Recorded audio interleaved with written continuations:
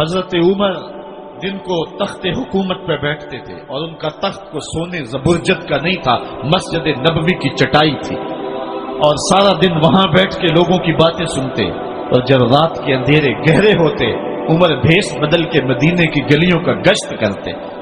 کہا تمہارے گھر سے دھواں نکل رہا ہے اور بچے رو رہے ہیں، ان کو کھانا کیوں نہیں دیتی؟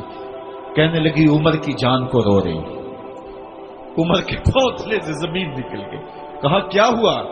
کہا 3 دن سے ہمارے ہاں کھانے کے لیے کچھ نہیں ہے، روزانہ بچے روتے ہیں اور میں ہنڈیا کے اندر پتھر ڈال کر کے نیچے سے آگ ڈالتی رہتی ہوں کہ بچے انتظار کر کر کے سو جائیں گے، کم وقت سو بھی نہیں رہے، اور وہ پتھر پکیں گے بھی کیا، اور میں عمر کی جان کو رو رہی ہوں۔ حضرت عمر کا کلیجہ دہلنے لگا، فوراً پلٹے، واپس بیت المال میں آئے، گھی کا ایک کنستر لیا، آٹے کی بوری لی، مرچ مسالہ جات بہت کچھ اٹھایا، اپنے کندھے پہ رکھا، بوری اپنی کمر پہ لا دی۔ عمر بیت المال سے نکلے تو آپ کے خادم اسلم نے دیکھ لیا، آگے بڑھا، کہا میرے آقا میں اٹھاتا ہوں۔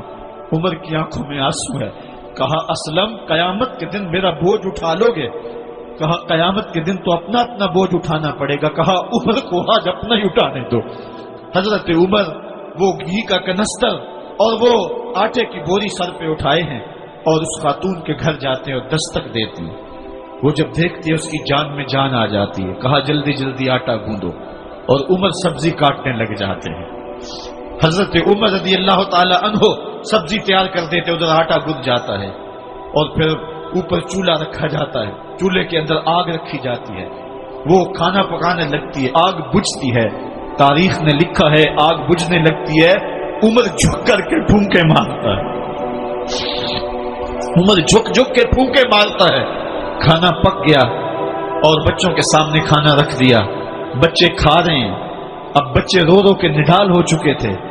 حضرت عمر اپنے ہاتھوں کو اور اپنے گھٹنوں کو اور اپنے پاؤں کو زمین پہ لگا کے، جس کا بکری کا بچہ چلتا ہے، ویڑے کے اندر کبھی ادھر چلتے ہیں کبھی ادھر چلتے ہیں، تاکہ بچے مجھے دیکھ کے خوش ہوں اور دل میں کہتے عمر جتنا رلایا ہے اب اتنا ہنسانا بھی پڑے گا۔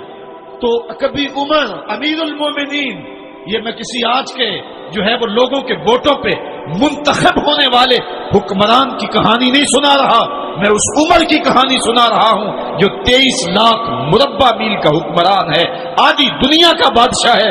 حضرت عمر جو ہے جس طرح بکری کا بچہ چلتا ہے، اس طرح اپنے ہاتھ اور اپنے گھٹنے زمین پہ ٹیک کر کے جو ہے وہ اس طرح چلتے ہیں۔ بچے عمر کو دیکھ کے مسکراتے ہیں۔ جب بچے مسکرانے لگے تو حضرت عمر نے اس خاتون سے کہا بڑھیا عمر کو معاف کر دے۔ اس نے کہا تو اتنی ہمدردی کیوں کرتا ہے؟ کہا عمر بیچارہ بڑا پھنسا ہوا ہے، فکر ہے اس کو یرموک و فسطاط و حلوان کی، جب فتح ہے مصر تو تیاری ہے ایران کی، آتے جاتے وفد سے ملاقات بھی کرتا ہوگا اور شب کو معلوم حالات بھی کرتا ہوگا، کانٹوں میں الجھی ہوئی بیچارے کی جان ہے، نیند اس کو بھی آتی ہے، آخر وہ انسان ہے، میری بہن عمر کو معاف کر دے۔ اس نے کہا نانا عمر کی بات میرے سامنے نہ کر، قیامت کا دن ہوگا، عمر کا گریبان ہوگا اور میرا ہاتھ ہوگا۔ جب اس نے یہ بات کہی تو عمر برداشت نہ کر سکے، بچوں کی طرح بلک بلک کر رونے لگے۔ کہا وہ بد نصیب عمر تیرے سامنے ہے، آج ہی کہلا جو کہنا ہے، قیامت کے دن مجھے معاف رکھنا۔ اس نے کہا تو عمر ہے؟ کہا بد نصیب عمر تیرے سامنے کھڑا ہوں۔ میرے عمر کہتے ہیں اگر دجلہ کے کنارے ایک بکری کا بچہ بھی پیاسا مر گیا، اس کا حساب بھی عمر سے لیا جائے گا۔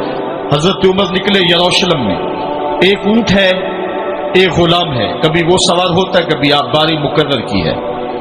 جب قریب پہنچے یروشلم کے تو عمر کی باری نکیل پکڑنے کی اور غلام کی باری اوپر سوار ہونے کی آ گئی۔ غلام نے کہا آقا میں مرضی سے اپنی باری چھوڑتا ہوں، آپ آ جائیں، دشمنوں کے مفتوحہ علاقے میں آ رہے ہیں، تازہ تازہ علاقہ فتح ہوا ہے، اسلام کی شان و شوکت ظاہر ہو۔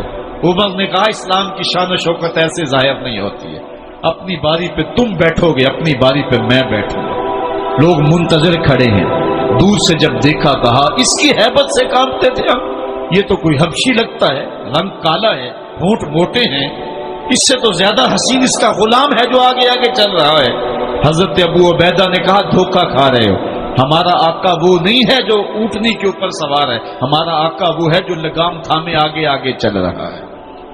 حضرت عمر رضی اللہ تعالیٰ عنہ کو آگے بڑھ کے جابیہ کے مقام پہ حضرت ابو عبیدہ بن جراح نے استقبال کیا، تو حضرت عمر آگے بڑھے اور انہوں نے آگے بڑھ کر کے حضرت ابو عبیدہ کے دونوں کندھوں پہ ہاتھ رکھا، اور سنو حضرت عمر نے کیا کہا لا الہ الا اللہ انا کنا اذل قوم فاعزنا اللہ بالاسلام، کہا کہ لا الہ الا اللہ، اے ابو عبیدہ بن جراح، ہم ایک ذلیل قوم تھے اور اللہ نے ہمیں اسلام کی وجہ سے عزت عطا کی ہے، اور میں تمہیں ایک تاریخ ساز بات کہنے لگا ہوں، اور وہ یہ ہے کہ جب تک ہم اس عزت والے اسلام کے دامن کو تھامے رہیں گے ہماری عزت قائم رہے گی، اور جب اسلام کے علاوہ کسی اور جگہ سے عزت ڈھونڈیں گے تو رسوا کر کے رکھ دیے جائیں گے۔ یہ ہے وہ خلاصہ جو حضرت عمر نے امتوں کے عروج و زوال کا بیان کیا ہے۔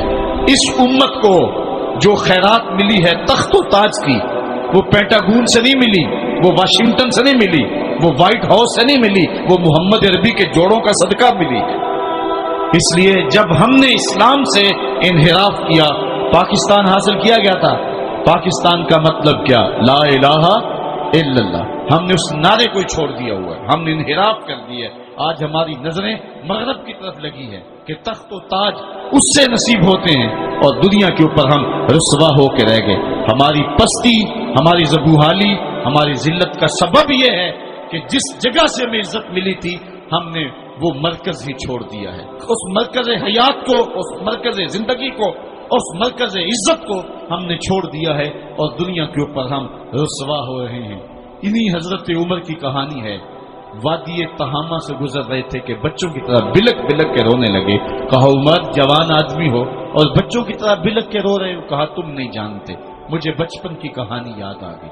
کہا کیا کہانی ہے؟ کہا یہی عرض تہامہ تھی، میرے باپ خطاب نے مجھے 5 اونٹ دیے تھے، کہا انہیں لائن میں کھڑا کرو سیدھا، میں آگے والا سیدھا کرتا تھا، پیچھے والا ٹیڑھا ہو جاتا، پیچھے والا سیدھا کرتا، آگے والا ٹیڑھا ہو جاتا۔ میرے باپ خطاب نے مجھے بڑا مارا، کہا ایک عرب کے بیٹے ہو کہ تم